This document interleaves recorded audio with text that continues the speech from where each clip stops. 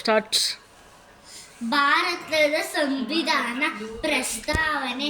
ಭಾರತದ ಪ್ರಜೆಗಳಾದ ನಾವು ಭಾರತವನ್ನು ಸಾರ್ವಭೌಮ, ಸಮಾಜವಾದಿ, ಧರ್ಮನಿರಪೇಕ್ಷ, ಪ್ರಜಾಸತ್ತಾತ್ಮಕ ಗಣರಾಜ್ಯವನ್ನಾಗಿ ರೂಪಿಸುವುದಕ್ಕಾಗಿ ಭಾರತದ ಎಲ್ಲ ಪ್ರಜೆಗಳಿಗೆ ಸಾಮಾಜಿಕ, ಆರ್ಥಿಕ ಮತ್ತು ರಾಜಕೀಯ ನ್ಯಾಯವನ್ನು, ವಿಚಾರ ಅಭಿವ್ಯಕ್ತಿ, ನಂಬಿಕೆ, ಶ್ರದ್ಧೆ ಮತ್ತು ಉಪಾಸನೆಯ ಸ್ವಾತಂತ್ರ್ಯವನ್ನು, ಸ್ಥಾನಮಾನ ಮತ್ತು ಅವಕಾಶಗಳ ಸಮಾನತೆಯನ್ನು ದೊರೆಯುವಂತೆ ಮಾಡುವುದಕ್ಕಾಗಿ ವ್ಯಕ್ತಿ ಗೌರವ, ದೇಶದ ಏಕತೆ ಮತ್ತು ಸಮಗ್ರತೆಗಾಗಿ ಎಲ್ಲರಲ್ಲಿ ಭ್ರಾತೃತ್ವ ಭಾವನೆಯನ್ನು ಮೂಡಿಸುವುದಕ್ಕೆ ದೃಢ ಸಂಕಲ್ಪ ಮಾಡಿ ನಮ್ಮ ಸಂವಿಧಾನ ಸಭೆಯಲ್ಲಿ 1949ನೇ ಇಸವಿಯ ನವೆಂಬರ್ ತಿಂಗಳ 26ನೇ ದಿನದಂದು ಈ ಸಂವಿಧಾನವನ್ನು ನಮಗೆ ನಾವೇ ಅರ್ಪಿಸಿಕೊಂಡು ಅಂಗೀಕರಿಸಿ ಶಾಸನವಾಗಿ ವಿಧಿಸಿಕೊಂಡಿದ್ದೇವೆ.